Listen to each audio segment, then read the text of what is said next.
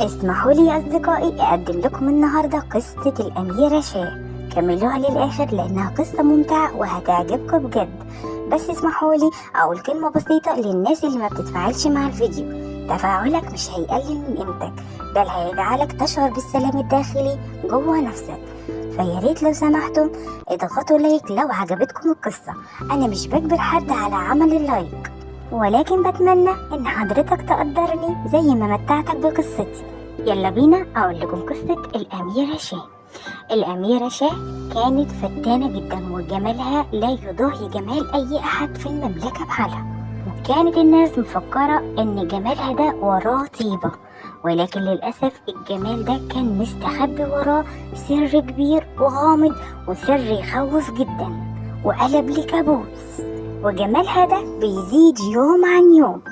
بس اللي ما تعرفوش الناس يا أصدقائي إن الأميرة شاه كانت بتحب السحر جدا، وتعرفت على ساحرة، وعلشان محدش يعرف مكان الساحرة عيشتها في بيت على جبل في وسط الجبال الجليدية، وأمرتها إنها تعلمها السحر اللي هي تعرفه أو اللي هي متعلماه. وبالفعل يا أصدقائي الساحرة هتساعدها وهتطيع أوامرها وهتعلمها السحر. وكانت الأميرة شاه يا أصدقائي بتروح للساحرة أثناء الليل وبالنهار عادية ومحدش يعرف سرها.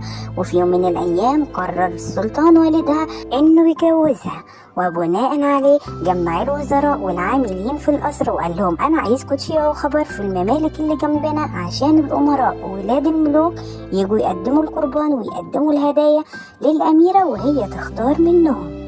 وانتوا كده كده عارفين ان انا ما عنديش ولاد ونفسي في امير يساندني، فهيكون الامير ده جوز بنتي.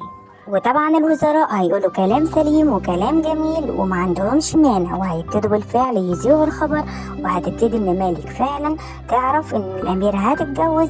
والخبر ده هيزعجها جدا لانها مش عايزة تتجوز، ما تقدرش تتجوز. لو اتجوزت الامير اللي هيبقى نايم جنبها هيعرف سرها وسر السحر بتاعها، فطبيعي جدا انها تتضايق ولازم تروح للساحرة عشان تشوف لها حل. واثناء الليل طبعا الاميرة شاه هتفكر تروح للساحرة ازاي.